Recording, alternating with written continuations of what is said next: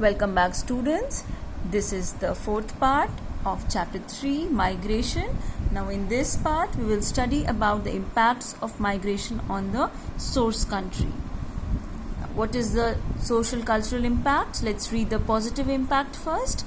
Immigrants traveling back and forth between countries and promote productive cultural exchange for source. So they promote productive cultural exchange for the source, and there are more seats and options available in the educational systems for the residents of the source country. So more seats available for the residents of the source country in the educational systems, institutions. Negative impact: migrants who go overseas may face family separation and conflict. So migrants, those who are going overseas, okay, they may face family separation and family conflicts. Next is economical impact. The positive impact is sending earnings back to the source may enhance overall economy. So whatever they are earning in their destination country, if they are sending that money back to the country, so they are enhancing overall economy. There are wider job opportunities for the ones within the source, and when immigrants return to the source, they make share their new knowledge and skill. So then they share their knowledge and skill, which is very beneficial for the source country. Negative impacts: the better skilled workers migrate to other countries. So the better workers, if they migrate, then this is one negative impact on the source country. Government is required to hire skilled and flexible workers from abroad. So then the government, it needs to hire skilled laborers from the workers from abroad. Less skilled workers contribute less national income. Then is demographic. Since there are already enough working population, immigration will balance the population pyramid. So this is a positive impact. It will balance the population pyramid, as already there is enough population, and if people they migrate, then it will balance the population.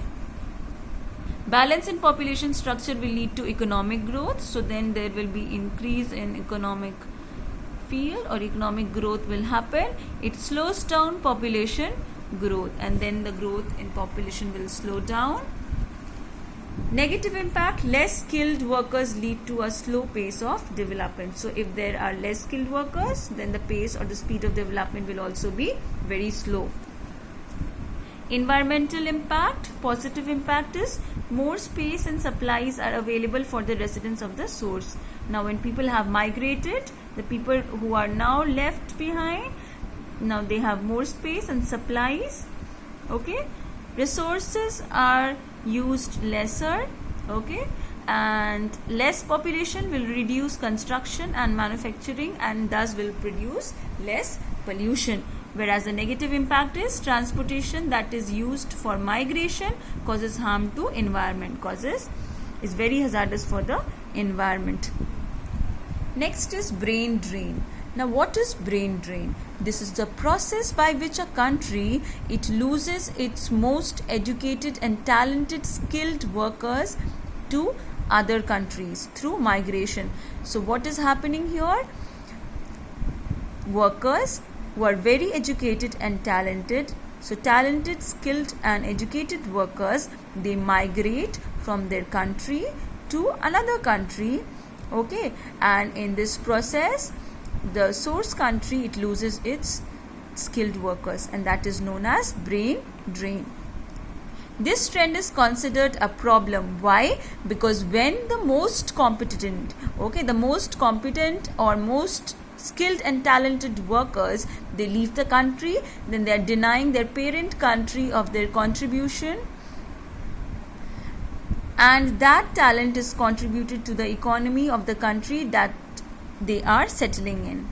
And brain drain, it is the loss of academic and technological labor force, because they are migrating to other country from their own country through the movement of human capital to a more favorable geographic, economic or professional environment. So they move to favorable geographic, economic and professional environments.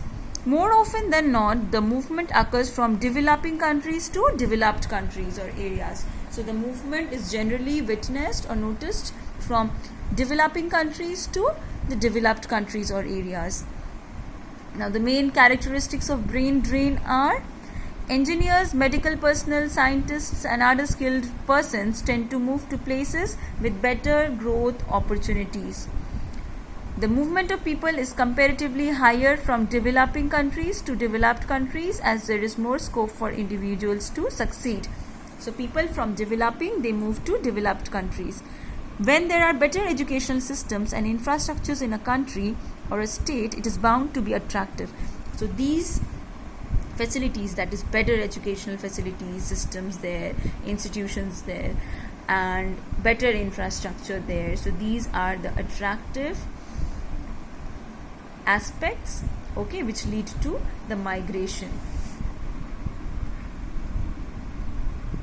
And states that are comparatively inadequate in infrastructure, so people move from the inadequate places to the adequate. So the skilled workers, the laborers, the skilled talented workers, they move from countries where there is inadequate infrastructure to places where there are better systems, educational systems and infrastructures, okay.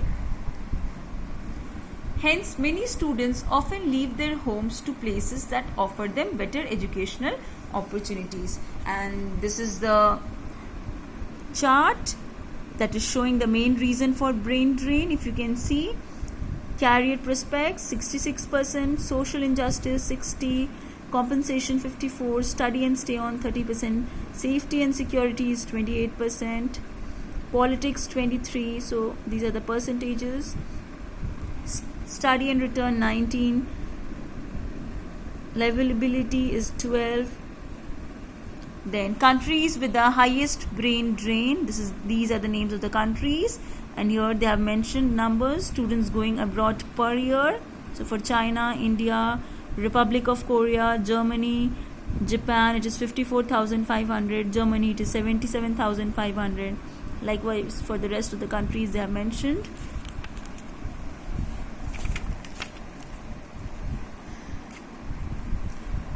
Then push factors and pull factors that causes brain drain. What are the push factors? High competition for employment, research facilities are of poor quality, wages and working conditions are poor, career options are limited, inadequate infrastructures and facilities inhibit intellectual stimulation, and political tension. So these are the push factors. Now what all are the pull factors? Jobs offer high wages, so people migrate. Opportunity of working or getting educated in established organizations, so due to this also people migrate, they are attracted, pulled towards these countries. Careers can be decided based on interests, better economic standards and stability in politics.